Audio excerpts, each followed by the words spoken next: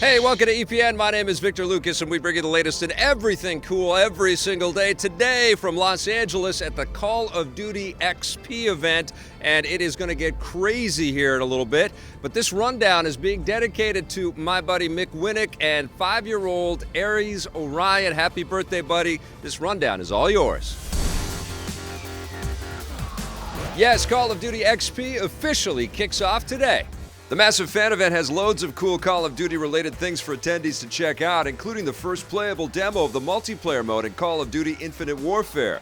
This is the first time members of the public are able to try out the upcoming game's multiplayer mode, and if that's not cool enough, there's also a playable demo of the game's retro-style zombies mode titled Zombies in Spaceland. Lineups for that are going to be huge! There's also a demo for Modern Warfare Remastered and a special virtual reality experience for PlayStation VR based around the first-person space combat levels from Infinite Warfare.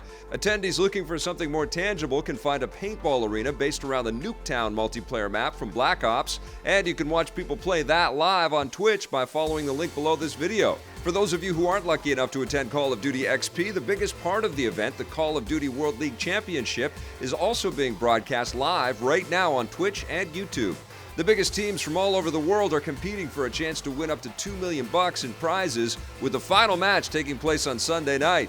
You can find links to watch that below this video as well, and stay tuned to our channel for more coverage from the event in the coming days. And Call of Duty XP isn't the only big gaming event happening this weekend.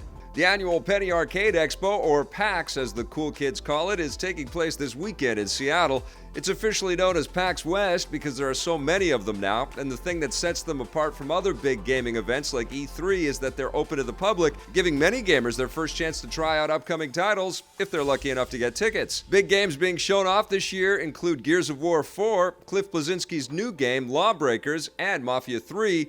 Because we're down here at Call of Duty XP, we won't be able to attend PAX this year, but we'll have a roundup of all the cool announcements in the next edition of the Rundown. Your basketball career will be a lot more star-studded in NBA 2K17. 2K Games has announced that NBA 2K17's My Career Story mode will feature Chronicle and Creed star Michael B. Jordan. He won't be starring as the character that you'll be playing as. He'll instead be filling the role of your best friend who rises up the ranks alongside you. I've always wanted to be friends with a Hollywood leading man. Michael B. Jordan isn't the only guy from Creed working on the My Career Story mode. Creed screenwriter Aaron Covington is writing and directing the mode, so expect things to get dramatic. We recently had the chance to go behind the scenes of NBA 2K17 at Developer Visual Concepts in Novato, California, where we got to chat with the game makers. It's just an incredible college experience. It really grabs the entire excitement of the college arena, what it feels like to be there and to play this. Everything will be waiting for you, whatever levels you moved up, whatever you did, and also your draft stock. Wherever you ended up, that's where you're going to get drafted in the full game. NBA 2K17, complete with My Career and many other modes, will hit the court on September 20th. You know we'll have loads more on the game before it arrives. And here's a game that couldn't be more different than NBA 2K17, but it's just as awesome.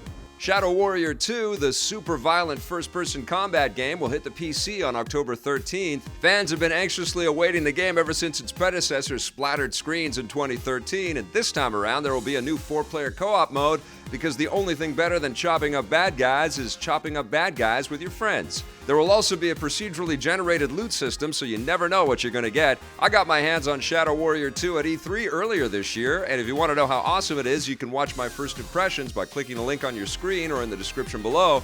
If you don't own a fancy gaming PC, Shadow Warrior 2 will find its way to consoles early next year.